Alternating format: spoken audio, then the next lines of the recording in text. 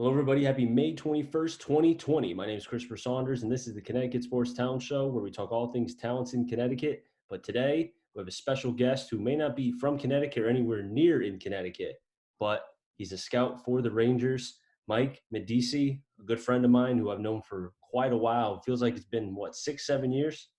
Yeah, since we first started talking. But hey, I know I live in Indiana, but I have roots upstate New York, so not too far. Not too far. I mean, you're close. Go up I-91 or whatever it's called, and then you're right there, right?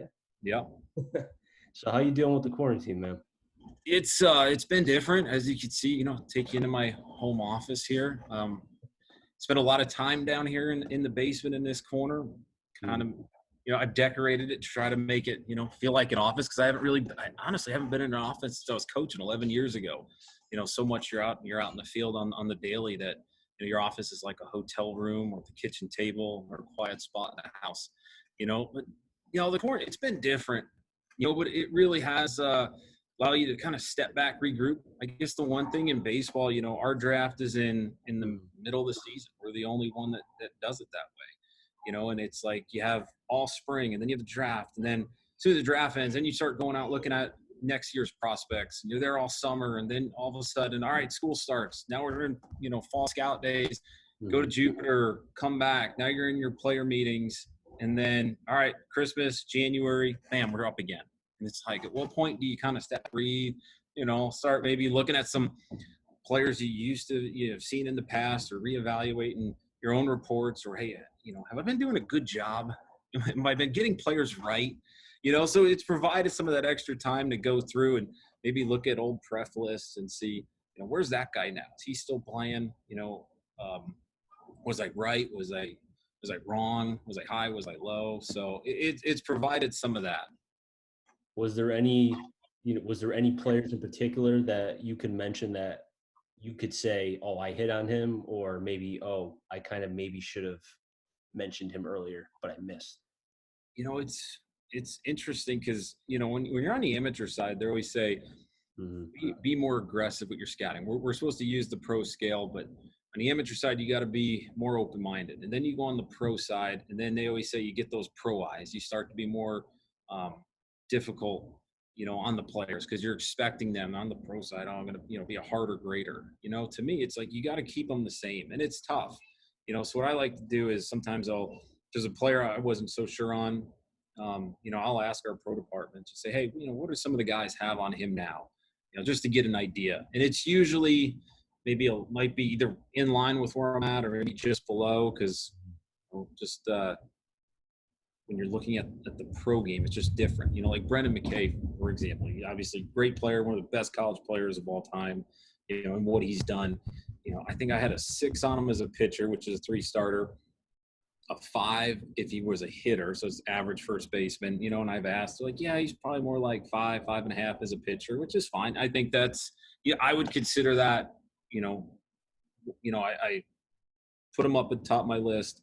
I identified him that I really think he can be an impact, middle of the order type guy. So to me, that's a success. It's more like when you put a 5 or a 6 on a guy and next thing you know, they're struggling an A-ball, but at the same time, you can't look at an evaluated draft 3-4 years down the road. So I'll give you another example. So I had Tanner Houck out of high school, from Illinois side outside of St. Louis. He was a first rounder maybe 3 years ago, but out of Missouri. Out of his high school year, he was, I think, 11th or 12th rounder. In that same draft out of high school, Kyle Schwarber was in that draft.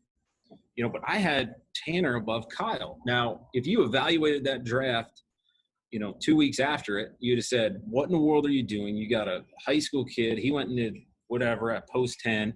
You got Schwarber, who's on an absolute tear. He's going to be in the big leagues next week. But now let's step back. And I think if we were to have started the season this year, there's a very good chance that you would have possibly seen Tanner in the big leagues, where, and Kyle's been a good player, but, he's kind of capped out. I mean, I think I had a roll 5 on him, average every day, probably corner outfielder, first base. And that's kind of what he's become, So the big thing is you have to wait. You can't look at the draft. You got to let these guys play through. They make the big leagues. Let's see what they can do. let's wait till the book's out on it. That's the other thing. As soon as they go up, there's no information. They're hitting. It's like, Mm. let's pull it back. Even when you're doing pro coverage, the same way. You crush a guy, next thing you know, he's doing well in the big leagues. Did it last year. Aristides Aquino for the Yeah. Reds. I Yeah. didn't quite care for him in AAA, but then he goes to the big leagues. It's like 8 home runs in a week, and you're like, dude, I just saw this guy. Like, what in the world I missed? The power is ridiculous. I didn't see Mm. him making adjustments. I thought it was balls he could run into. The juice ball does not help, Mm. but I thought he would run into he's gonna run into some balls, miss hit them, and they're going out of the ballpark. He's that strong. Since he's a great place to hit, it was no different in Louisville. I just didn't see the adjustments. I didn't care for the swing. But yeah, he went up and he dominated. But then you started to see him come back down to earth. So again, it's, am I right? Am I wrong? We'll see. You got to let that play out. That's why baseball is so beautiful, because it's not like in the NFL or the NBA where within probably either training camp in the NFL or in maybe a game or two in the NBA where if this kid can play or not. Whereas Major League Baseball, you need that time. You need a couple years because, like you mentioned, there were some guys who you knew off the bat. There were others that it took a couple organizations. I mean, look at Jake Arrieta. He was drafted by the O's, was terrible, and that's when the O's had a hard time developing starting pitching. He goes off and is traded for, you can't even name the guy who he was traded for, goes to the Cubs, and he becomes a stud for 3+ years, And then another player, Justin Turner, he was a utility guy with the Mets. He ends up bouncing around different clubs, ends up with the Dodgers, who are high analytics, and he became an all-star multiple times, and he's a gazillionaire now. Yeah. Yeah. I asked the NFL guys, I said, when you draft a player, when are you looking at their peak career? And they said within 2 to 3 years. Where, for us, if it's a high school kid, we're looking at 4, possibly 5. College kid, it could be anywhere, maybe 3 on the good, on a good day. It's hard because so much of that, if you take a college pitcher, the first year is usually a waste because he's coming in with 80 something innings and you can't really use them. So you're looking at more like 4, it could be 5, but yeah, they're looking 2, 3, like peak career. We want you to be what we think you can be in 2 to 3 years in the league. First year, maybe a little developmental, get you acclimated to, some of our schemes, what we're trying to do. And then boom, you're ready to go. NBA, same thing. It's, talking to them, it's like, yeah, we want a guy to come in, be impact type guy, especially if, lottery pick, top end part of the draft. You go a little bit further back, then maybe more of a role type player. Maybe he goes to the G League. But, they're looking for more impact quickly. Like the NBA, if you pick towards the front, like Pelicans, you pick up Zion, you make the trade out to LA, all of a sudden, that was one of the scouts I talked to that, now you're competing for a playoff spot when you just had the first pick in the draft. It changes so quickly. I know it's amazing how your fortunes can change so quickly in a matter of like 2 seconds. I think one thing in particular, because I want to go back to what you mentioned about Tanner Houck, is that how he's a guy who they view differently because of his arm angle, because he throws practically sidearm. And I know the Red Sox were tinkering with him about his slider and trying to work on a 2-seam, and it seems like maybe now they kind of have figured out what to use him for. Yeah, Tanner, and what I was told from a pro guy was, yeah, they tried to make some changes. Stuff kind of fell back. With that type of guy, to me, you can't really mess with it. It's like Scherzer comes out and you say, hey, Max, we want you to go from, this guy to, a more inline circle from a higher slot so you can create plane. Like, it's just not going to work. Scherzer's got every red flag in the book, but he gets away with it. And Tanner's very similar. Oddly enough, both out of Missouri. With Tanner, and this is where the area scout's important. If somebody watched the video on Tanner, it was a straight red flag because the elbow was really high. You're like 100%, this guy's going to blow out. It's a little bit low. It's almost like he tries to push the ball. But if you get to know him and you get around him and you even ask him about it, be like, oh yeah, I've never had arm problems. And he would cross his arm. He crossed his arms for me behind his back, literally crisscrossed them in the back. His flexibility was off the charts. Unbelievable flexibility for a guy who was 6'6", 6'7". So what's that tell you? All right, he can get away with some of this because of his flexibility. So watching film, it's a red flag. getting, talking to him, you know what, there's a chance this guy could get away with this for a little bit. And I hope he does. I hope he continues on and doesn't have any issues, because now that he's back to what made him so good before, there's a chance he can, from what I've read, I just, his mom posts stuff on Facebook I see, and that, they're banking on him to be a part of that team, especially kind of a little bit of this rebuild that they got going on. Mhm. Yeah, I mean, the Red Sox have another pitcher who is kind of like that, but from the left side, and Chris Sale. And I think now you're starting to see the injuries because of the amount of innings that Chris Sale has accumulated over the last. I mean, look, he was a 200 inning pitcher with the White Sox for years. Long You time. know? And I love, what you mentioned about how there's not one clear cut way to be able to keep a pitcher healthy. Just like where you look at every swing with a hitter, every pitcher's mechanics are different. There's no one right way to teach it. I mean, look, Mark Pryor had probably the prettiest mechanics that a pitching coach could ever see, and he always was hurt. So I don't think there's ever going to be a science where we can make sure that every pitcher will stay healthy, throughout his career, because that's just not. But I think if you teach it where, you know, there's a way to be able to keep them healthy, but just allow them to be able to use their athleticism. Because, like like you mentioned with Max Scherzer, he has probably some of the worst mechanics ever. The head's going this way, the arm is back here, the body's all over the place, but he just stays healthy because he knows his body. Yeah, you can't be cookie cutter. Everybody does it differently. Especially, and this is what's funny, is because guys really get very caught up in arm action. What is the arm? What's it look like? And then you go watch a game on TV and you're looking and you're like, that's ugly. That's not good. And then I remember one time when I started with the Jays, they're going through arm action and they're describing it. I'm like, what about like Waldo Jimenez? At the time he was really good, and like he's just stabbed straight out, and they're like, oh, he's Latin. That doesn't count. They get away with it. And it's like, what do you mean he gets away with it? Like that, and that's where I've had this conversation recently a lot with guys. And I said to a veteran scout, I said, what's more important, the arm out back or the arm out front? And he goes, oh, out front, hands down. And I'm like, I'm starting to see more of that. Don't get so caught up in what it does behind. It's what does that arm look like out front? Is it loose? Do they get out? What's their extension? I've been talking to TrackMan guys, and they're like, one of the best indicators or metrics for pitchers is the extension. What is the extension? Now, That's one thing during this I've tried to dive in more, is understanding what's good, what to look for with the TrackMan stuff, because it's not the answer, but think of it as, if you watch a player for 10 games, if they have TrackMan at their ballpark, they got them for 40 games.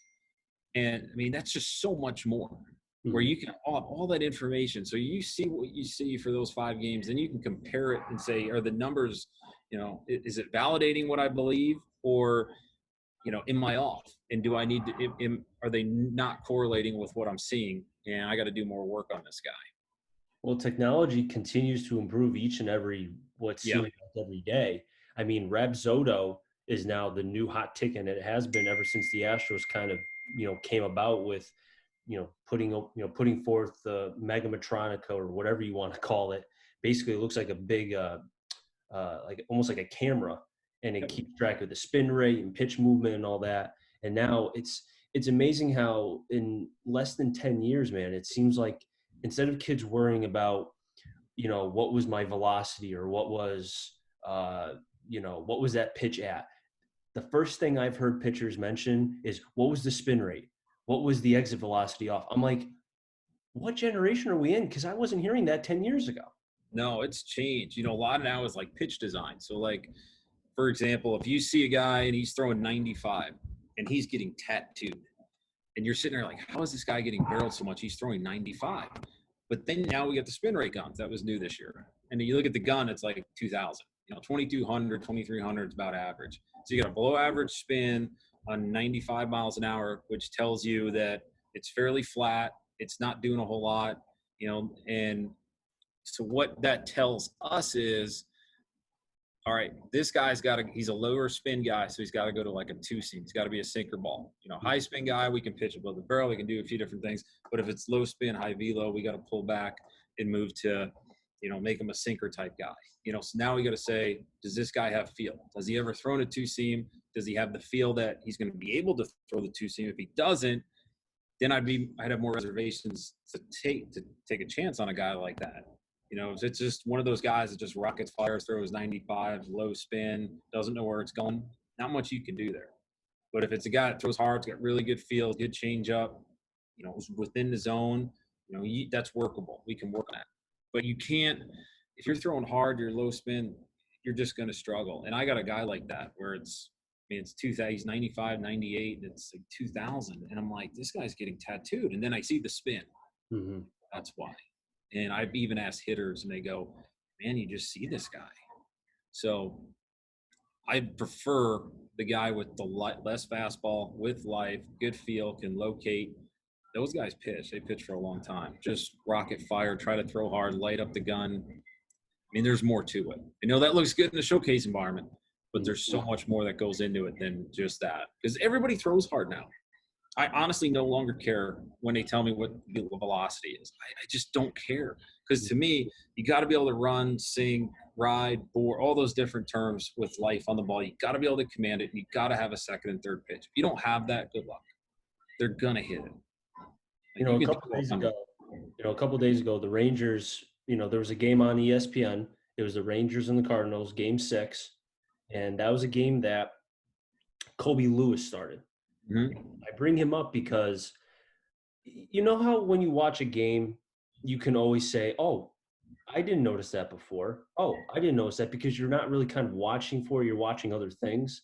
And in watching that game, I thought to myself, now knowing about spin rate, because back in 2011, we didn't know what that was. Yeah. And now knowing what that is and exit velocity, I'm sitting back like, Lewis was pitching well, and he had a good year and he didn't throw like you mentioned. He was throwing 88, 89. He looked like a guy that should have been out of the league a couple years ago prior. Yeah. But he was getting away with throwing up in the zone, using that. And I don't know what his spin rate was, so I could be completely wrong. But he looked like he had enough spin rate where guys were not able to kind of get on him. Yeah, you just watch him. It wasn't anything fancy. No. 88, 89, just sink it here, slide it here, pitch above. I think he was a Japan guy. Kind of found himself over there and came back and was really effective. I think he's still with us. I think he's like one of those special advisors now. Those nice titles. He's a smart guy. He's somebody that I would want the pitchers, like, we mentioned, I think, who was our guy? Hans Kraus, is that how you say his name? Hans Kraus. Hans Kraus. I think we know he's a bulldog, but put him with Kobe Lewis, because Kraus could throw through a wall. But if you show him a couple things, you never know. Teach him how to harness it and pitch with it. That's the key. When I see big view, I'm like, all right, this guy's got to learn how to pull back. Like, who was our first rounder a couple of years ago out of LA? He was throwing like 102 at 18. The Reds took him like 7th overall. Oh, Hunter Green. Yes, Hunter Green. Yeah. All right. He was one of the younger players in draft, so he's like 17 point whatever, not even 18 at the draft. He's throwing up to 102. So it's like you watching him, you're going, where do you go from here? What are you going to throw, 110? Like, no. He's going to have to learn how to pull back and pitch. He's going to have to learn a two-seam, move the ball around. Marcus Stroman's he's small. He looks small on TV. He's small up close. And what does he have? He has a tremendous two-seam. He had great feel. He's going to have to move the ball. Mm-hmm. He could throw 96 by guys at Duke, but as he progressed through he had to learn a two-seam. That was one of the first things they did with him when they got him. And it's been highly effective for him over the years. That's why he's been so good. Don't forget about his tempo too. He changes it up, kind of like with Johnny Cueto. I think Cueto was the first one who implemented that. Pausing, turning, kind of bringing back the Louis T on a little bit. Yeah. And I think that's another part of baseball and for pitchers that maybe they didn't do 15, 20 years ago. And it's nice to see that. And even guys who throw hard, even though I think it's hard for them to harness it, they do that too. And I'm glad that you mentioned Hunter Green, because right when he was drafted, I think I texted you and said, this kid throws through a wall, but he doesn't throw anything soft. Everything is so hard. And then I kept track of him, during his first year. and his numbers were terrible, but he still pitched in the futures game. Why? Because he throws hard. And then what happened? He had Tommy John surgery. Yeah, we'll see how he comes back. Yeah. You know, that one's really gonna be interesting. That's one to follow because you got this super talented, you know, paraded all over the country, told how wonderful he was. You know, it's like it goes back to my, you know, how many 5-star recruits play in the NFL? I'm telling you, go look. You know, I talk to these guys here in Indy. You know, and I remember I asked the Colts, it's like, how many 5-star recruits out of high school are in your roster? And he literally is going around. He's like, 3-star, 4-star, 3. Because Luck was like a 3-star. He goes, I think he got a 4th maybe when he like took off, but and he said, he goes, the problem is those guys, they go out, they've never failed, they're getting in these situations where they're only going to be able to excel, and then they get in the league and it's really hard and they crumble.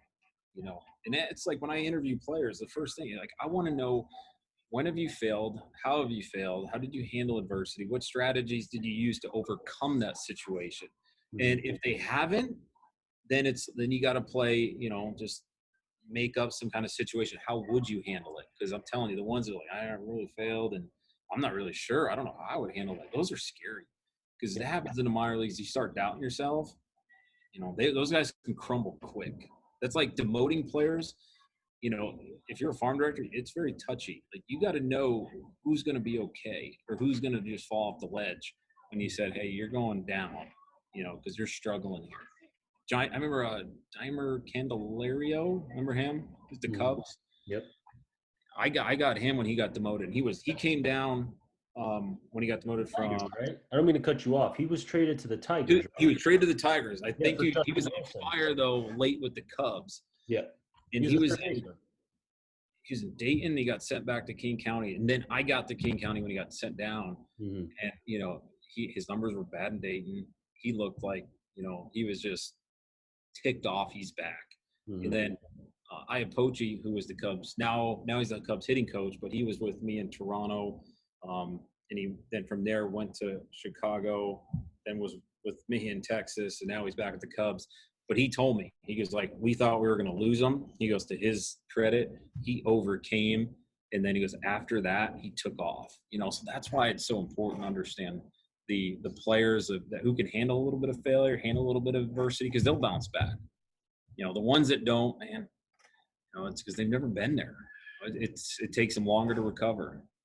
It's so dangerous now when you know, to me, I get worried because I see so, you know, baseball is becoming a young man's game again. And I'm talking about not like mid-20s. I'm saying like 19 to 20. Mm-hmm. And I feel like clubs want to bring these guys up so quickly that they think that, because I'm telling you right now, for every Gleyber Torres and, you know, Mike Trout who came up young, Ronald Acuna, you know, there's going to be a time, and there hasn't been yet, but just wait, because for every Vladimir Guerrero and Bo Bichette, there's going to be 4 or 5 guys who are brought up at 19 or 20 that don't do well, and they're going to say off the bat, oh, he didn't hit at 20 or 21, so he must be terrible. And then he's going to bounce around, go up and down, get traded 4 or 5 times, and we'll never know because the player was not given the necessary 2 or 3 years because he wasn't a stud off the bat. You know, it's sad. Yeah, that's why we have those levels. We're going to lose one. You know, but there's, you know, it's still, that's why they're there, just so you can slowly inch them away and make sure they're ready. Because if you put them up too quick and they fail, you know, we had this when Gallo originally first came up. Mm-hmm. It's a little different. You know, you go out, you start swinging and missing and striking out 3-4 times a game. There's some long days. You know, it's humbling. You got to know how to come back from that. Now, not having, you know, with the loss potentially, and it looks like it very well may happen, where we're going to lose some teams in minor league levels. Is that going to affect you as a scout? Because now it's one less thing to be able to see players. And like you mentioned, how are they going to react to failing? How do they react being away from mommy and daddy, or for Latin players getting away from their country? Yeah, it's so with them taking away one of the teams, the number of players we can have rostered I think it's 180. You know, so you got to be, and you can't. I guess you can't even hide them on DL. You know, so those count. You're on the DL; those guys count, and it's going to be that much more important to be right on guys and then know players, because those roster spots are going to be very important to have. We can't just be rostering guys that aren't going to work out. Yeah, it's definitely going to change. And then you have the draft too, and I know it's only for a couple years, but I don't know. I think the draft is going to start changing because Major League Baseball wants it to change, and I think they capitalized on taking advantage of a pandemic by shortening it to, I think, what, 5 rounds this year and next year, and there's only a certain allotted amount of money that they can give out. Yeah, so this year it's going to be 5. Then it's 20,000 for post 5 for free agents, and I think that's going to extend through August 15th. Is the final deadline for that next year. And this is all speculative. They haven't put it out because I do think there's a chance that this could change. They're going to go to potentially 20 next year. I honestly don't know if we'll see anything beyond 25. And I do think I have heard they're going to keep the 20K post whatever amount of rounds they go with. Do you think that's going to benefit or hurt the high school and college level as far as the prospects? I think it's going to make it harder on the high school guys. We're going to have less money in the draft. It's less flexibility.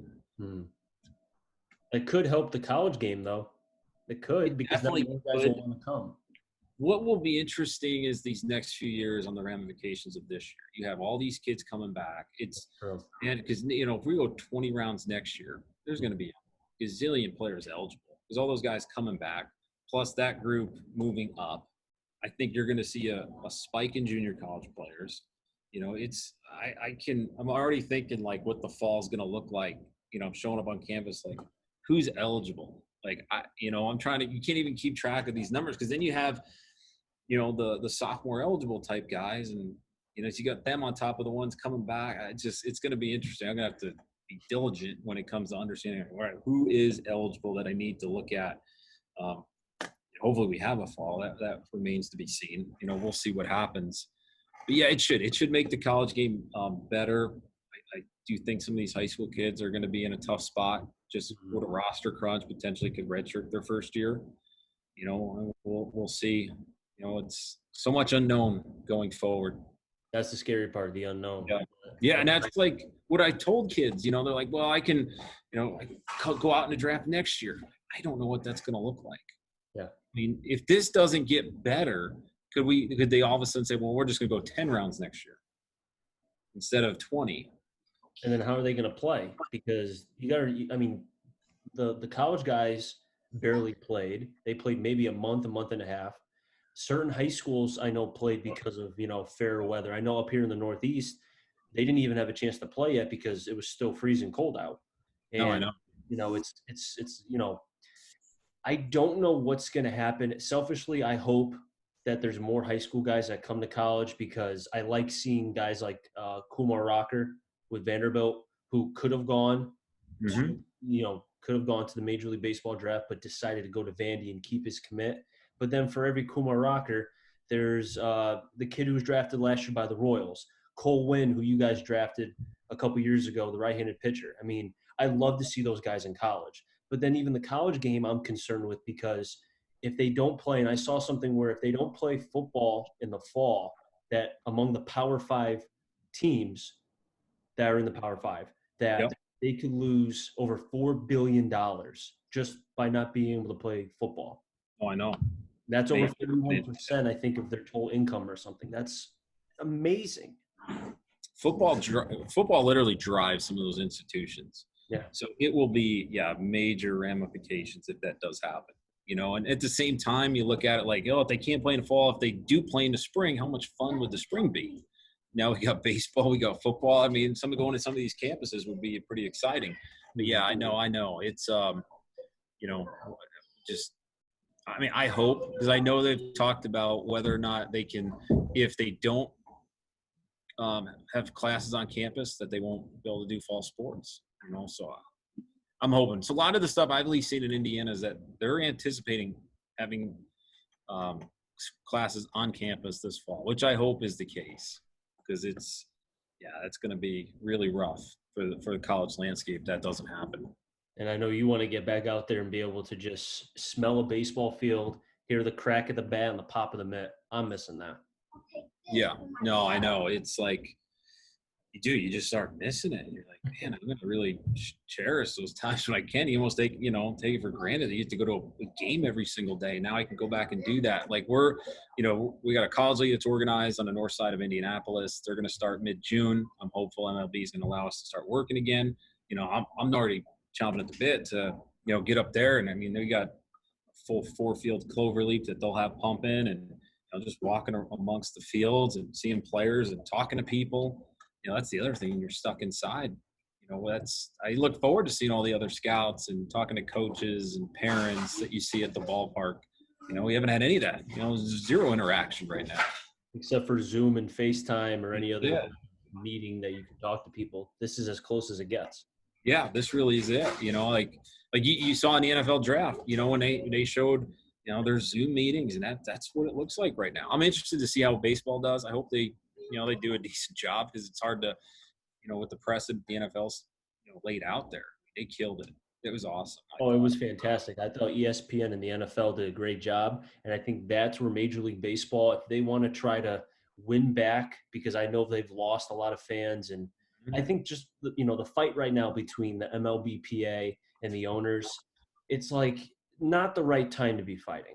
But it is what it is. We could talk about that forever. But to go back to what I was talking about with the draft, if they could just take some of what happened in the draft in the NFL level and try to do that for Major League Baseball. I mean, the NFL draft, I thought, if it's only going to be a one-year thing for that, I enjoyed it. It was nice to see them with their families and react, the joy that they had. I thought it was pretty cool. Yeah, no, I thought it was awesome. I mean, they literally crushed it. Mm-hmm. No, they did 100%. Mike, I really do appreciate you coming on. We got a couple minutes left. One more question I have for you. For the players in Connecticut that missed the chance to be able to play baseball this year, seniors that were going on to play college ball next year, or young men who are still at the high school level, or even the college level, can't forget about them. What is your advice for them moving forward with this pandemic? I would say the biggest thing, and I've seen it from talking to a lot of players, is how creative they've been. When I do my player interview questions, and one of them that's going to be added to it is, what did you do when that all happened? What did you do to keep yourself ready? And it's just what's been awesome to see is how creative these kids have been. Talking about, I changed, my garage into a home gym. I was able to do this. I found this facility that was able to open, and I was able to get over there and get my work in. That part's been awesome. I mean, there's a player in Wisconsin sent me, he lives on a farm. He built himself a little mound. He's got like the Arctic hat on, and he's throwing his bullpen into a net. And I'm like, that's just awesome. Gotta get creative, right? Yeah, absolutely. It was just so cool to see. No, it really was. You know what? It was cool to be able to talk with you again now face to face. I know last time it was via phone, but now we have this. And I really do appreciate you coming on. Yeah, man, I appreciate it. You have me. It's always fun talking to you, especially about baseball during this crazy time. And yeah, I do appreciate it. You're welcome to come back on anytime. Which I'm sure I can get you to come back on. Anytime. You got it. I'll wrap things up here in the Connecticut Sports Talent Show. So until next time, stay safe and enjoy the rest of your day, everybody.